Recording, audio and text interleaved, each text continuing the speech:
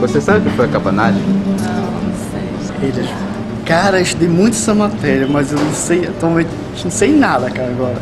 Pegou desprevenido. Não faço a menor ideia.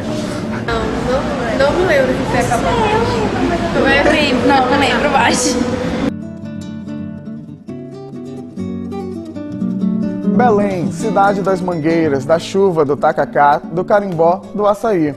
Cidade de muitas riquezas naturais. Dentre elas, a que mais se destaca é a raça de um povo que já sofreu bastante. Sinta-se à vontade para nos acompanhar no estudo de um dos mais fascinantes acontecimentos históricos que já ocorreram nesta terra de tantos conflitos. No História de Publicitário de hoje, nós vamos falar sobre cabanagem.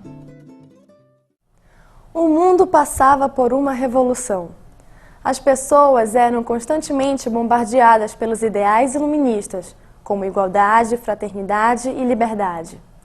Aqui no Brasil, tudo tem início com a mudança da corte portuguesa para o Rio de Janeiro. Agora não éramos apenas uma colônia e a realidade do povo começava a mudar. Surgiram bancos, bibliotecas, faculdades, tudo é claro, muito direcionado à elite. Mas a partir deste momento, o Brasil começa a tomar as rédeas em direção a uma possível independência. Os Estados Unidos proclamam a independência, encorajando ainda mais o povo brasileiro a lutar pela liberdade. Passamos então pela Conjuração Baiana, pela Inconfidência Mineira, até que, em 1822, o Brasil torna-se um Estado independente. No Grão-Pará, a ideia de independência não foi aceita de imediato. A elite paraense ainda era muito ligada aos valores europeus, principalmente a Portugal. O povo do Pará, menos privilegiado, sofria com a exclusão. Um país que presenciou revoltas de grandes proporções, como a Balaiada, a Guerra dos Farrapos, a Guerra dos Canudos, clamava por justiça. Aqui no Pará não seria diferente. Durante o período que Dom Pedro I renunciou até Dom Pedro II assumir, uma onda revolucionária se estendeu do Nordeste paraense até a cabeceira do Rio Solimões, no Amazonas. A população estava insatisfeita com a dominação portuguesa na região. Em 15 de agosto de 1823, com a adesão do Pará, a resistência aumenta. No dia 15 de outubro do mesmo ano, uma parte nobre se junta a uma frente militar para iniciarem uma revolta. Desta forma, casas de portugueses foram invadidas e estabelecimentos saqueados. O governo reprimiu a revolta e prendeu 256 revoltosos, que foram jogados como lixo no porão do navio Brig Diligente. A sede, o calor, a falta de ar faziam os prisioneiros gritarem desesperadamente, o que ecoava pelas ruas nas proximidades da embarcação. Para silenciar de vez a revolta, o governo ordenou o despejo de cal virgem nos prisioneiros. Apenas 3 horas foram necessárias para que todos morressem. Este episódio ficou mundialmente conhecido como o Massacre do Brig Palhaço. Fica a cabanagem, a glória de ter sido a primeira insurreição popular que passou de uma simples agitação a uma tomada efetiva de poder. O episódio do Brig Palhaço não conseguiu implantar normalidade. Ao contrário, os ânimos ficaram ainda mais exaltados. Sob a liderança de Batista Campos, os cabanos depuseram uma série de governantes nomeados pelo Rio de Janeiro. Em dezembro de 1883, o governo da Regência Trina Permanente conseguiu retomar o controle da situação e Lobo de Souza assumiu o governo. Os cabanos, em menos de um dia, atacaram e conquistaram a cidade de Belém, assassinando o presidente.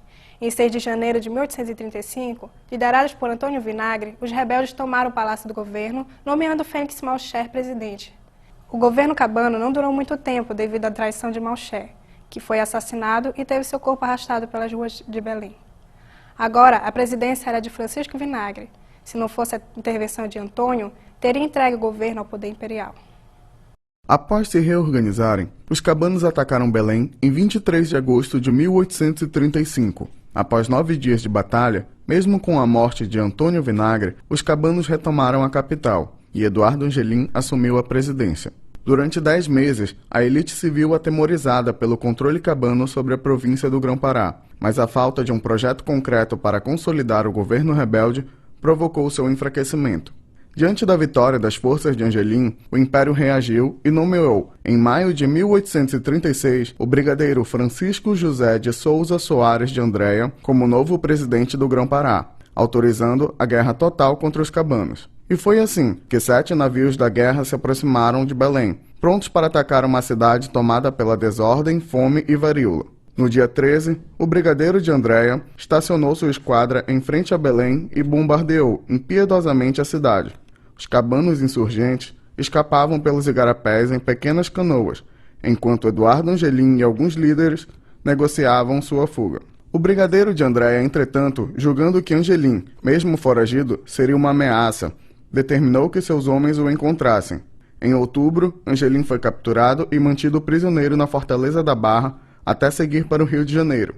A cabanagem, porém, não acabou com a prisão de Eduardo Angelim. Os cabanos lutaram até 1840 dentro da floresta, até serem literalmente exterminados. Nações indígenas inteiras foram chacinadas.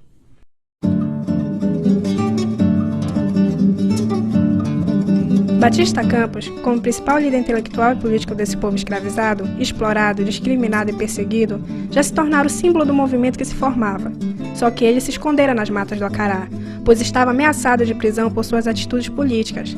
Sua morte, no dia 31 de dezembro de 1834, catalisou as lideranças do movimento e permitiu a união de todos os grupos que lutavam pelo mesmo fim, contra a repressão e a exploração que não cessavam, apesar de a independência do Brasil ter sido proclamada em 1822.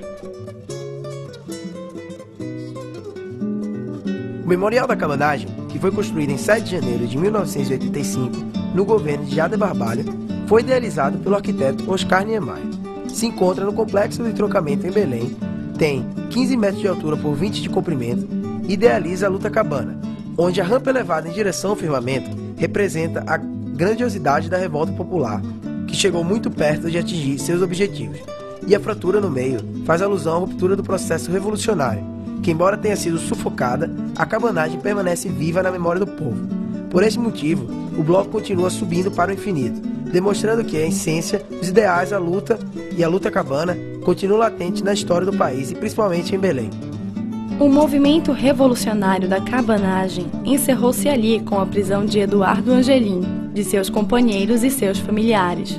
Ainda que o movimento cabano não tenha sido efetivo, por ser um dos movimentos sociais liderados pela classe pobre de maior repercussão no território e mesmo que por curto prazo tenha assumido o poder.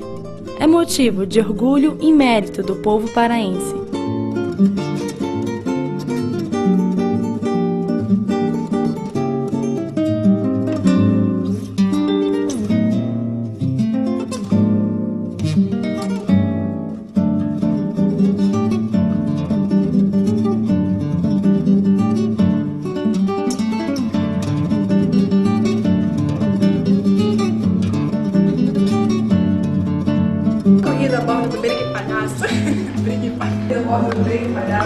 Olha pra... Aí é na nossa câmera aqui.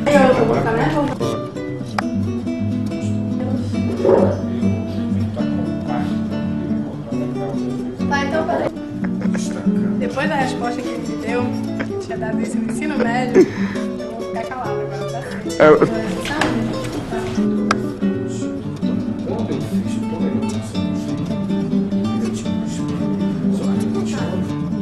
Abre a boca. Vem dizer que o meu é leite também? Que absurdo isso! Como assim? Se houver a possibilidade da mudança, porque tudo... Estamos esperando lá. Eles podem gravar marcar os dois horários.